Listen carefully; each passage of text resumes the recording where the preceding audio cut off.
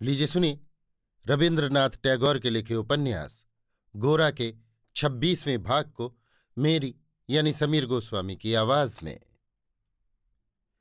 गोरा जब बाहर घूमने को निकला था तब उसके साथ अविनाश, मोतीलाल, बसंत और रमापति भी थे। किंतु गोरा के पूर्ण उत्साह में ये लोग पूरा साथ न दे सके। अविनाश और बसंत तबीयत खराब हो जाने का बहाना करके 4 ही 5 दिन के भीतर कलकत्ते लौट आए। मोतीलाल और रमापति को गोरा के ऊपर बड़ी भक्ति थी, इसलिए ये दोनों उसे अकेला छोड़कर न लौट सके। किंतु इन दोनों के कष्टों की सीमा न रही। कारण ये था कि गोरा बहुत चलकर भी न थकता था और कहीं तकलीफ पाकर भी वो 2-4 दिन ठहर जाता था। गांव का जो कोई गृहस्थ गोरा को ब्राह्मण समझकर भक्तिपूर्वक अपने घर में ठहराता था, वहां अनेक असुविधाएं रहते भी वो अटक जाता था। उसकी बातचीत सुनने के लिए सारी बस्ती के लोग चारों ओर से आकर इकट्ठे होते थे और दिन रात उसे घेरे रहते थे। वे उसको छोड़ना नहीं चाहते थे। गोरा ने यहां पहले पहल ये देखा, भारतवर्ष असंख्य गांवों का आधारभूत होकर भी कितना भेदभावयुक्त, संकीर्ण और दुर्बल है।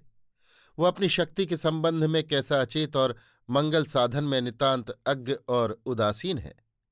5 ही 7 कोस के अंतर पर उसका कैसा सामाजिक प्रभेद है, परस्पर कैसा जुदाई का भूत सवार है। ये सब ग्रामवासियों के बीच इस तरह निवास न करने से गोरा कभी न जान सकता। गोरा जब गांव में टिका था तब दैवयोग से एक मोहल्ले में आग लगी। इतने बड़े संकट में भी सब लोगों को मिलकर प्राणपण से विपत्ति के विरुद्ध काम करते न देख गोरा को बड़ा आश्चर्य हुआ। एक जगह घर बांधकर 10 मनुष्यों के रहने का मुख्य उद्देश्य यही है कि विपत्ति में एक दूसरे की सहायता करें। यदि ऐसा न हुआ तो गांव में एक साथ रहने का सुख क्या हुआ। इस प्रकार मन में सोचते हुए गोरा ने देखा कि गांव के सभी लोग इधर उधर दौड़ रहे हैं। कोई रो रहा है, कोई हाय हाय कर रहा है, कोई खड़ा तमाशा देख रहा है और कोई सिर पर हाथ रख किंकर्तव्य विमूढ़ हो खड़ा है। ऐसा यत्न किसी ने न किया जिससे आग बुझ सकती। सब मिलकर यदि आग बुझाने में लग पड़ते तो आग बुझना क्या कठिन था। सबके देखते ही देखते समूचा घर जल गया, पर किसी से कुछ न हो सका। उसके पास कोई तालाब या कुआं न था।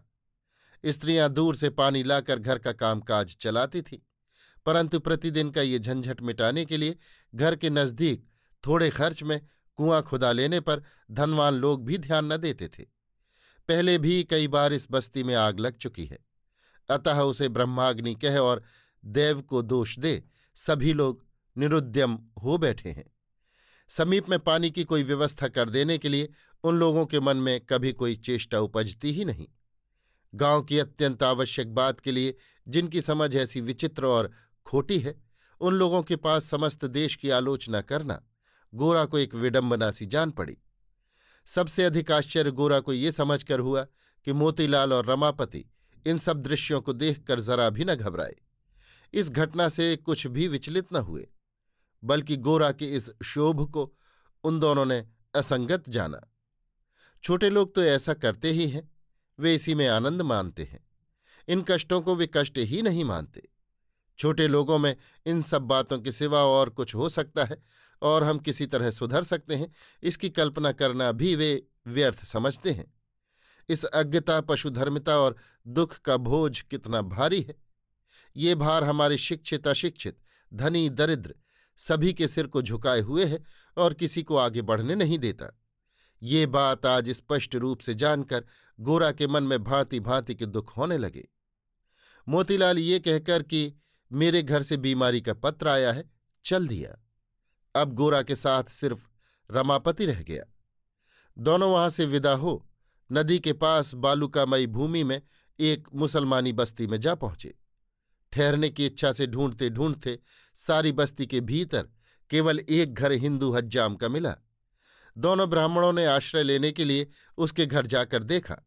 बूढ़ा नाई और उसकी स्त्री एक मुसलमान के बच्चे को अपने घर में पाल रहे हैं। रमापति बड़ा ही नैष्टिक था, वो तो व्याकुल हो गया। गोरा नाई के इस अनाचार के लिए धिक्कार देने लगा तो नाई ने कहा, देवता जी, हम लोग जिसे हरि कहते हैं उसी को वे अल्लाह कहते हैं, भेद कुछ नहीं है। धूप कड़ी हो गई थी, जिधर देखो उधर बालू ही बालू नजर आती थी। नदी वहां से बहुत दूर थी। रमापति ने मारे प्यास के आकुल होकर कहाँ जल मिलेगा, कहाँ जल मिलेगा कहना शुरू कर दिया। नाई के घर के समीप एक कूप था, किंतु उस कुएं का पानी न पीकर वो मुंह बिगाड़ कर बैठा रहा। गोरा ने पूछा, क्या इस लड़के के माँ बाप नहीं हैं? नाई ने कहा, दोनों हैं, पर ना होने ही के बराबर हैं। गोरा, सो कैसे? नाई ने इस पर जो इतिहास कहा उसका सारांश ये है। जिस जमींदारी में ये लोग रहते हैं वो निलहे साहब के ठेके की है। रेतीली भूमि में नील की खेती करने के विषय में प्रजा के साथ नील कोठी के विरोध का अंत नहीं। सब किसानों ने उसकी दस्तंदाजी कबूल कर ली है। सिर्फ अल्लाहपुर की प्रजा को साहब अभी तक अपने कब्जे में नहीं ला सका है। यहाँ की रियाया मुसलमान है और इनका सरदार फेरू मियाँ किसी से नहीं डरता।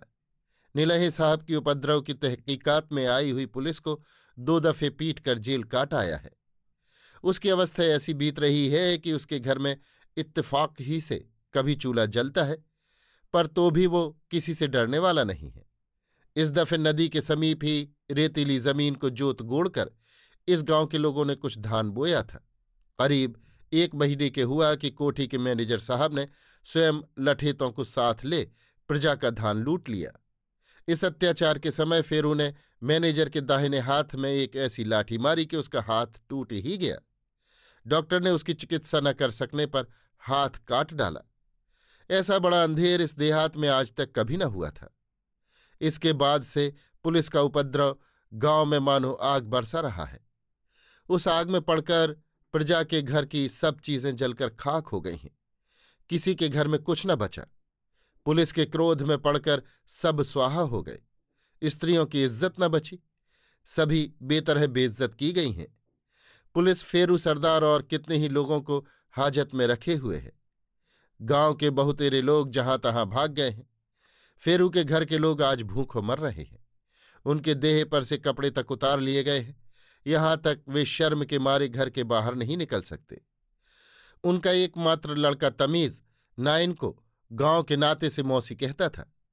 उसे कई दिनों का भूखा देख नाइन अपने घर लाई और उसका पालन कर रही है। नील कोठी की एक कचहरी यहां से 1.5 कोस पर है। दारोगा अब भी अपना दल बल लिए वहां ठहरा है। उस दंगे के उपलक्ष्य में वो गांव आकर कब क्या करेगा इसका ठिकाना नहीं। कल मेरे पड़ोसी नाजिम के घर पुलिस उतरी थी। नाजिम का एक जवान साला दूसरे गांव से अपनी बहन को देखने आया था। दारोगा ने उसे देख बिना कारण कहा, साला देखने में कैसा मोटा ताजा है, इसकी छाती तो देखो कितनी चौड़ी है। और ये कहकर हाथ की लाठी ऐसी जोर से उसके मुंह पर मारी कि उसके दांत टूट गए और मुंह से रक्त की धारा बहने लगी। भाई पर ऐसा अत्याचार होते देख उसकी बहन चिल्लाती हुई ज्यों ही उसके पास आई, त्यों ही एक कांस्टेबल ने उसे धक्का मारकर 7 हाथ दूर फेंक दिया। वो बूढ़ी बेचारी मुंह की खाकर बेहोश होकर गिर पड़ी। पहले इस गांव में पुलिस ऐसा उपद्रव करने का साहस नहीं करती थी, किंतु अभी इस गांव के बलिष्ठ युवक लोग गिरफ्तार होने के भय से भाग गए हैं। उन भगोड़ों की खोज का बहाना करके पुलिस अब भी गांव को तंग कर रही है। नहीं कह सकते कब इस संकट से हम लोगों का छुटकारा होगा। गोरा उठना नहीं चाहता था। उधर प्यास के मारे रमापति के प्राण निकले जाते थे। नाई का इतिहास खत्म होते न होते उसने पूछा, यहां से हिंदुओं का गांव कितनी दूर है? नाई, करीब 3 मील पर जो नील कोठी कचहरी है वहां का तहसीलदार एक कायस्थ है, नाम है मंगल प्रसाद। गोरा ने पूछा, स्वभाव कैसा है? नाई, साक्षात यमदूत ही कहना चाहिए। इतना बड़ा निर्दय और चालाक आदमी कहीं देखने में नहीं आया। दारोगा को वो कई दिनों से अपने यहां टिकाए हुए है। उसका कुल खर्च हम ही लोगों से वसूल करेगा। इसमें वो कुछ मुनाफा भी मारेगा। रमापति, गोरा अब चलिए, मैं तो मारे भूख प्यास के मरा जाता हूं, अब मुझसे नहीं रहा जाता। विशेषकर जब नाइन मुसलमान के लड़के को कुएं के पास ले जाकर घड़े में पानी भर भर कर उसे नहलाने लगी, तब रमापति के मन में अत्यंत क्रोध हुआ और उस घर में बैठना उसके लिए कठिन हो गया। चलते समय गोरा ने नाई से पूछा, इस उपद्रव में जो तुम अब तक यहां टिके हो, सो क्या और कहीं तुम्हारे कुटुंबी लोग नहीं हैं? नाई, मैं बहुत दिनों से यहां हूं। इन सबों के ऊपर मेरी ममता बढ़ गई है। मैं हिंदू नाई हूं। मैं खेती नहीं करता। मेरे जोत जमा कुछ नहीं है। इसीलिए कोठी के अमले मुझसे कुछ कह नहीं सकते। आजकल इस गांव में एक भी पुरुष नहीं है। सभी जहां तहां भाग गए हैं। अगर मैं अभी यहां से चला जाऊंगा तो स्त्रियां डर से ही मर जाएंगी। गोरा ने कहा, अच्छा, मैं वहां से खा पी कर फिर आऊंगा। दुस्सह भूख प्यास के समय रमापति कोठी के साथ दंगा फसाद के वर्णन से गांव की प्रजा को अपराधी ठहराकर उन पर खूब बिगड़ा। ये सब लोग बलवान के विरुद्ध सिर उठाना चाहते हैं। ये मूर्ख मुसलमानों की स्पर्धा और जड़ता नहीं तो और क्या है। उचित शासन के द्वारा इन लोगों की उद्दंडता दूर करने ही में कुशल है। इसमें रमापति को कुछ भी संदेह न था। ऐसे कमबख्त अभागों के ऊपर पुलिस का उपद्रव होता ही रहता है। ये गंवार लोग ही प्रधान दोषी हैं। ये अपने दोष का ही उचित फल पा रहे हैं। उसकी ऐसी ही धारणा थी कि वे मालिक के साथ मेल मिलाप कर लेते, फसाद क्यों खड़ा करने लगे। अब पुलिस के आगे वो वीरता कहाँ गई। वास्तव में रमापति की आंतरिक सहानुभूति नील कोठी के साहब के ही साथ थी। दोपहर की कड़कड़ाती धूप में तपी हुई बालू के ऊपर चलते चलते थककर गोरा एक भी बात न बोला। आखिर एक बाग के भीतर से जब कुछ दूरी पर कचहरी का मकान देख पड़ा तब गोरा ने रमापति से कहा, तुम वहां जाकर खाओ पियो, मैं उसी नाई के घर जाता हूं। रमापति, ये क्यों? क्या आप भोजन नहीं करेंगे? तहसीलदार के यहां खा पी कर जाइएगा। गोरा, अभी अपना काम करूंगा। तुम खा पी कर कलकत्ते चले जाना। इस अल्लाहपुर में शायद मुझे कुछ दिन रहना पड़ेगा। तुम्हें यहां का रहना बर्दाश्त न होगा। रमापति के रोंगटे खड़े हो गए। गोरा के सदृश धार्मिक हिंदू ने इस म्लेच्छ के घर में रहने की बात कैसे मुंह से निकाली, ये सोचकर वो आवाक हो रहा। गोरा ने क्या खाना पीना छोड़कर उपवास व्रत का संकल्प किया है, वो यही सोचने लगा। किंतु वो सोचने का समय न था। एक एक घड़ी उसके लिए एक एक कल्प के बराबर बीतती जा रही थी। गोरा का साथ छोड़कर कलकत्ते जाने के लिए उसको अधिक निहोरा करना न पड़ा। कुछ ही देर में रमापति ने देखा कि गोरा विस्तृत छाया छोड़कर प्रचंड आतप में सुनसान बालुकामय मार्ग से अकेला ही लौटा जा रहा है। भूख प्यास ने गोरा को भी व्याकुल कर रखा था। किंतु अन्यायी मंगल प्रसाद का अन्न खाकर जाति बचानी होगी, इस बात को वो जितना ही सोचने लगा उतनी ही ये उसको असह्य होने लगी। उसके मुख और नेत्र लाल हो गए, सिर गर्म हो गया। उसके मन में विषम विद्रोह उपस्थित हुआ। उसने मन में कहा, हम लोग भारतवर्ष में पवित्रता का ढोंग रचकर भारी अधर्म कर रहे हैं। एक नया उपद्रव खड़ा करके जो लोग मुसलमानों को सता रहे हैं, उन्हीं के यहाँ खाने पीने से मेरी जाति बचेगी। और जो उत्पात सहकर मुसलमान के लड़के की प्राण रक्षा कर रहा है और साथ ही समाज की निंदा सहने को भी तैयार हुआ है, उसके घर भोजन करने से मेरी जाति जाएगी। हाँ, ऐसी नासमझी। जो हो, इस आचार विचार की भली बुरी बात को पीछे सोचूंगा। किंतु अभी मुझसे ये ना हो सकेगा कि जाति बचाने की इच्छा से मैं इस घोर अन्याय के घर अन्न जल ग्रहण करूं। गोरा को अकेला लौट आते देख नाई अचंभे में आ गया। गोरा ने आते ही सबके पहले नाई के लोटे को भली भांति बालू से मलकर अपने हाथ से कुएं से पानी भरकर पिया और कहा, अगर तुम्हारे घर में कुछ चावल दाल हो तो दो, हम रींध कर खाएंगे। नाई ने हुलस कर रसोई का सब प्रबंध कर दिया।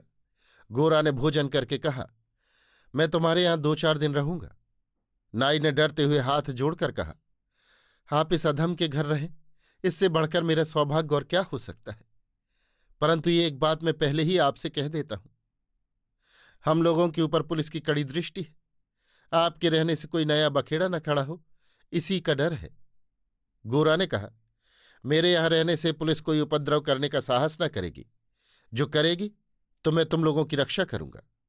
नाई ने कहा, अगर आप हम लोगों की रक्षा करने की चेष्टा करेंगे तो हम लोग और भी विपत्ति में फंसेंगे। वे साले यही समझेंगे कि मैंने ही प्रपंच करके आपको बुलाकर उनके विरुद्ध गवाह खड़ा किया है। इतने दिन से किसी तरह यहां टिका तो हूं, हाँ, अब टिक भी न सकूंगा। अगर मैं अकेला यहां से चला जाऊं तो वो सारी बस्ती बर्बाद हो जाएगी। गोरा अब तक शहर में रहकर ही आदमी हुआ। नाई क्यों इतना डर रहा है, ये समझना उसके लिए कठिन हो गया।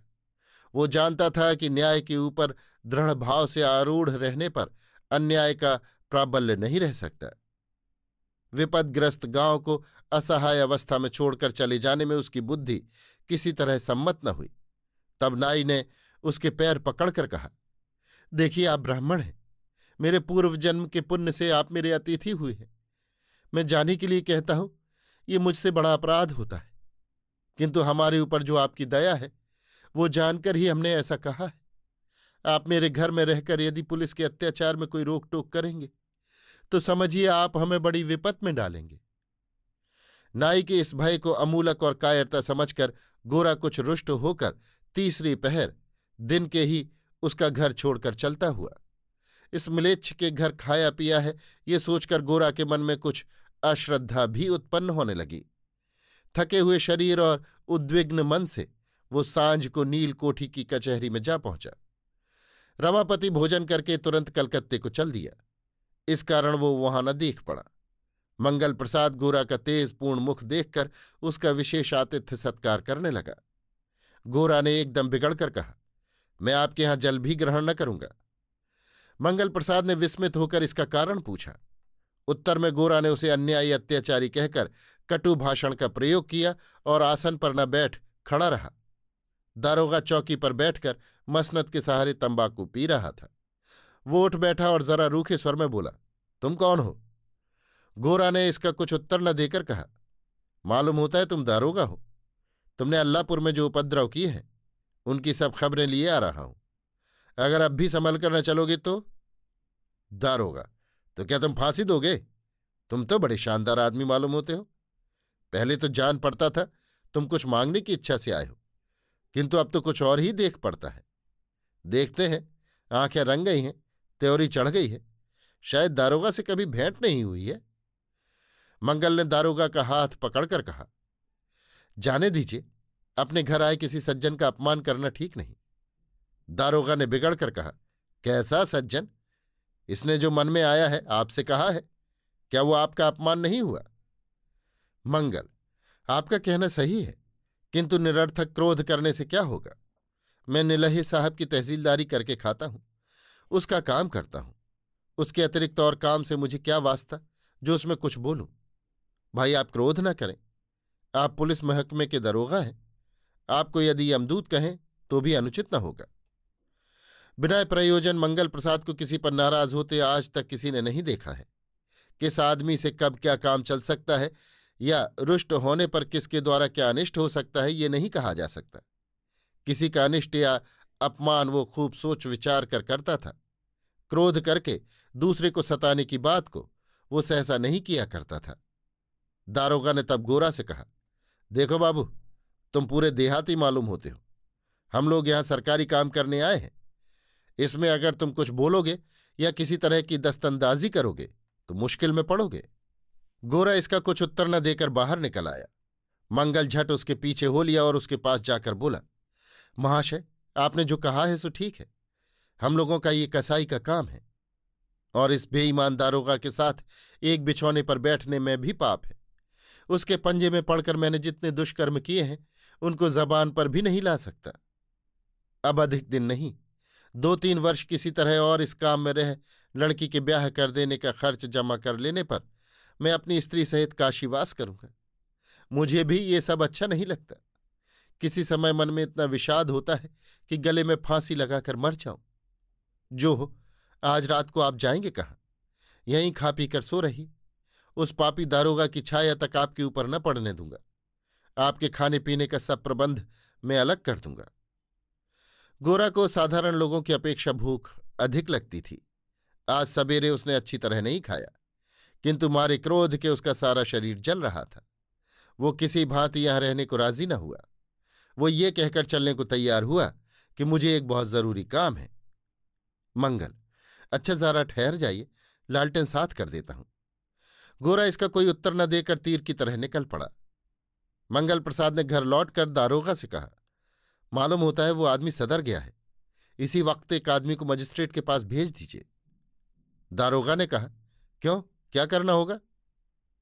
मंगल ने कहा, और कुछ नहीं, वो जाकर डिवीजनल ऑफिस को बता आवे कि एक भला आदमी कहीं से आकर गवाह को बिगाड़ने की चेष्टा में घूम रहा है। अभी आप सुन रहे थे रविन्द्रनाथ टैगोर के लिखे उपन्यास गोरा के 26वें भाग को मेरी यानी समीर गोस्वामी की आवाज में।